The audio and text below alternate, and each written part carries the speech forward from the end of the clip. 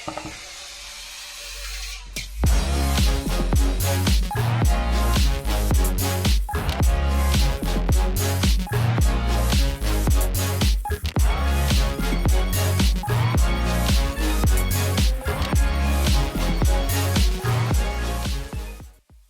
there, I'm Francois, and no, this is not another iPhone 11 unboxing video.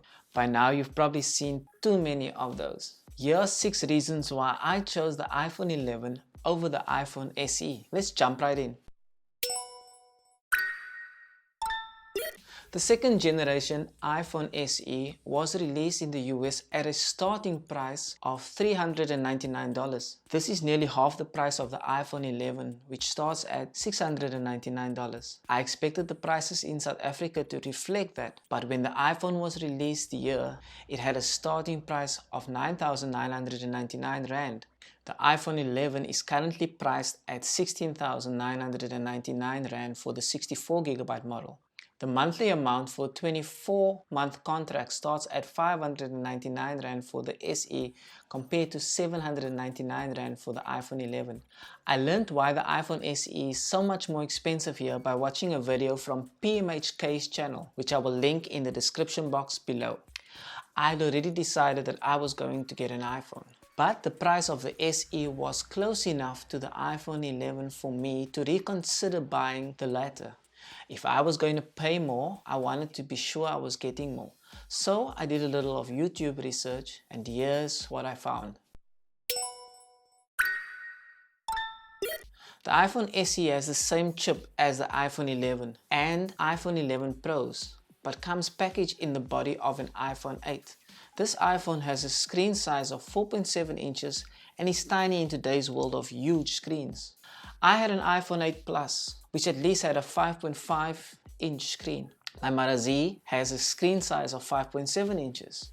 I'm sure that the display of the SE has exceptional quality, but I felt that going down to that size would bother me. I am however glad that the bezels are black, because it would kind of disappear when watching your content. I think I'm much happier with a bigger screen of 6.1 inches, though it will take some time to get used to that notch.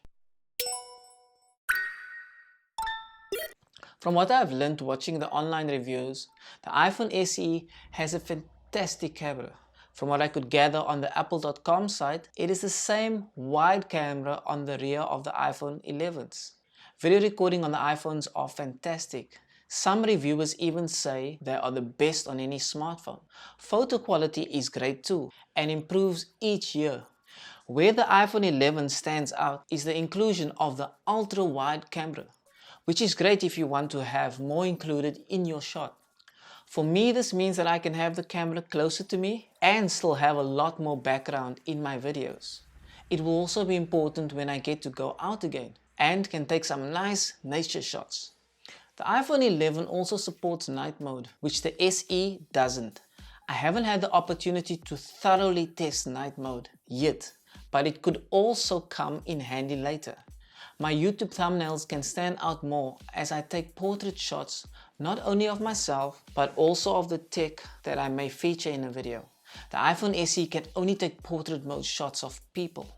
What will be most valuable to me is the fact that the selfie camera can record in 4K on the iPhone 11. As a newbie YouTuber, I mostly shoot with a front-facing camera so that I can properly frame my shots and use a teleprompter for those lengthy, jargon-heavy scripts. I am trying to shoot more with the rear-facing cameras, but hey, baby steps, right?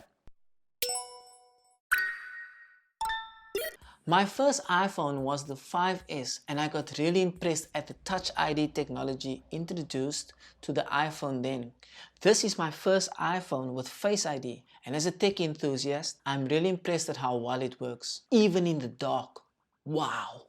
It has been pointed out repeatedly that having Face ID during this time that most of us are required to wear masks can be impractical. I agree, but you have to admit that these are unfortunate and unforeseen times and require extreme measures. That being said, punching in a 6-digit code every now and again is not going to set me back too much. Although I would eventually like to see the addition of a fingerprint scanner as a backup to Face ID on the iPhone. The battery on my iPhone 8 Plus was good. I'm sure the battery in the SE can't be much better than that since it is housed in the body of an iPhone 8. The A13 chip should be more efficient than the one in the iPhone 8, but the same thermal constraints will exist due to the SE most probably having the same battery in the same body as the iPhone 8. In fact, Apple states that the iPhone SE lasts about the same as iPhone 8 on their website. The iPhone 11 on the other hand lasts about 1 hour longer than the iPhone XR according to Apple. The XR was touted by many as a battery champion, and thus the iPhone 11 should be great too. Not as good as the iPhone 11 Pros, but definitely better than the iPhone SE. A mobile device's reputation depends greatly on its battery life. The iPhone 11 will hopefully be doing a lot of heavy lifting for me, and I will expect its battery to last. I made a mistake with my previous video. I used a new app to record audio from my mic onto my Marathon Z. The sound was hideous, and I don't blame the phone or the app since I didn't take enough time to read through the instructions and adjust the default settings. After I uploaded the video, my friend Mike alerted me that the audio was bad. Thanks to his warning, I could quickly change the video. Luckily, I was recording audio on the iPhone 11 as well alongside the video footage, and even though it was raining on the day, I got some decent audio. I can't really say whether or not the iPhone SE would have been able to do the same.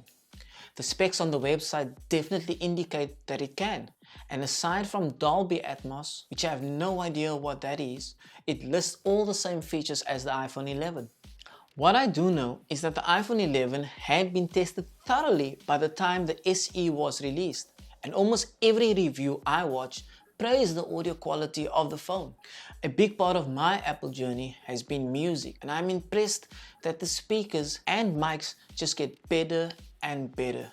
I will still record with a mic, but I feel better knowing that if I do mess up, that at least I have the audio backup with good enough quality. These are both very good phones, and being Apple products, if they are taken properly care of, can last you quite a few years. I usually only upgrade after a 2-year cycle, but could opt for 3 or more years if I feel the need. I've mentioned how I like making my technology work for me, and the iPhone has capable hardware and software to do this for me. As a tech enthusiast, I feel that my experience will be better knowing that I have one of the latest smartphone models.